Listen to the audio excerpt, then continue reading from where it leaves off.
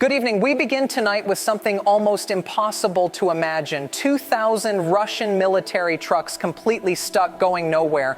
On November 3rd, 2024, at exactly 6:47 a.m., Belarusian border guards at the Krasnoy checkpoint abruptly halted a massive convoy trying to cross from Russia into Belarus. Not a handful of vehicles, an entire line of military trucks stretching 43 kilometers back into Russia.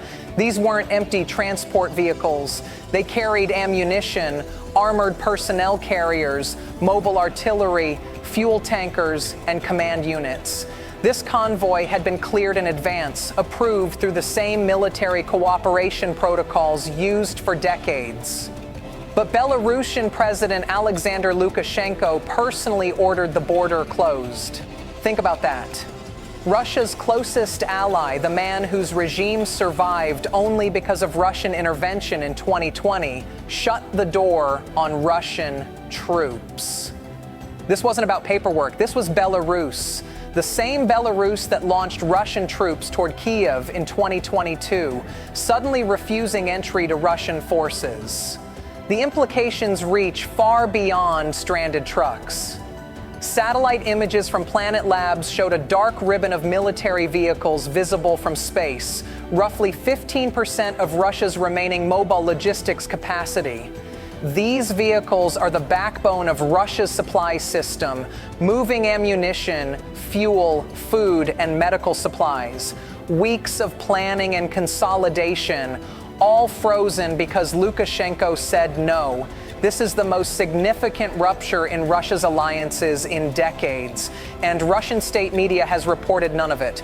Inside Russia, the convoy simply doesn't exist. Tonight, we examine how the closest Russian ally began openly defying Moscow and why this moment matters.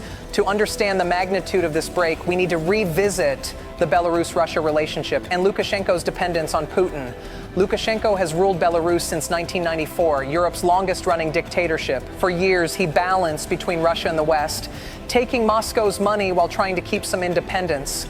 That balance collapsed in 2020 when mass protests erupted after a fraudulent election. Hundreds of thousands of Belarusians demanded his removal. His security forces responded with violence, arrests, torture, beatings. The West imposed sanctions, Belarus became isolated, and Putin stepped in to save him. Russia gave money, intelligence support, and propaganda firepower. Without Putin, Lukashenko would not have survived 2020. That dependency became explicit in 2022 when Russia invaded Ukraine. Belarus became Russia's staging ground. Tanks, missiles, and troops crossed into Ukraine from Belarusian soil. Lukashenko aligned himself so tightly with Moscow that reversing course seemed impossible, which makes November 3rd all the more shocking. Belarusian forces physically blocked the Russian convoy, deploying armored vehicles and anti-tank obstacles across the M1 highway. This was not paperwork. It was a military blockade. Russian commanders negotiated for 6 hours. Nothing worked. Intercepted communications show rising desperation. Russian officers invoking agreements, referencing Putin personally, even issuing threats. Belarusian border guards stood firm. No Russian military vehicles enter Belarus. Russia escalated the issue to its defense minister. Belarus responded, the order is final. The convoy was forced to halt indefinitely, leaving Russian units in Ukraine without crucial supplies. Within days, Russian artillery units reported ammunition shortages. Fuel deliveries stalled. Medical supplies didn't arrive. Russian families began asking why their soldiers were suddenly rationing ammunition. Meanwhile, Belarusian citizens, many living in fear of Lukashenko, expressed cautious hope. For the first time in years, Belarus might be distancing itself from Russia's war. Economically, Belarus is collapsing, GDP down double digits, sanctions suffocating industries, currency plunging. remaining tied to Russia risks total economic ruin.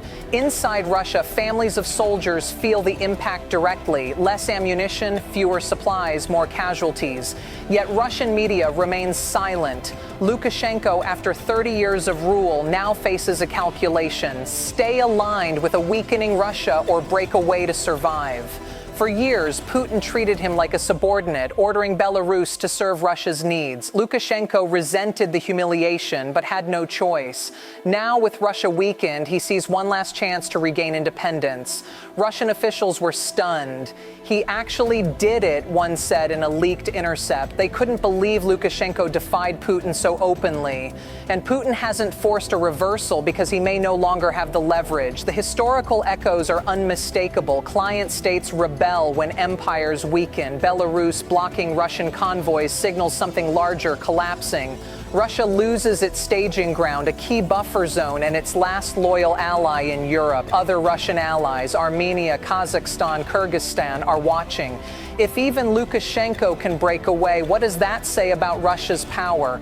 The EU is debating whether to cautiously re-engage Belarus to weaken Russia further. The US faces its own dilemma: support Belarusian independence without legitimizing Lukashenko's dictatorship.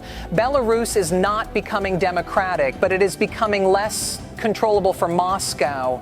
Russia's influence, once held together by fear and money, is falling apart. Putin built alliances on coercion, not respect. Those alliances are now collapsing. Lukashenko tolerated Russian dominance until it became a threat to his own survival. Now 2,000 Russian trucks sit frozen at a border they once crossed freely. They mark a turning point in Russia's decline and Belarus's attempt to escape Moscow's grip. Tonight we know this: Russia's last dependable ally is no longer dependable. The alliance is fractured, the supplies are blocked, and the consequences are only beginning. I'm Rachel Maddow. Thank you for being here.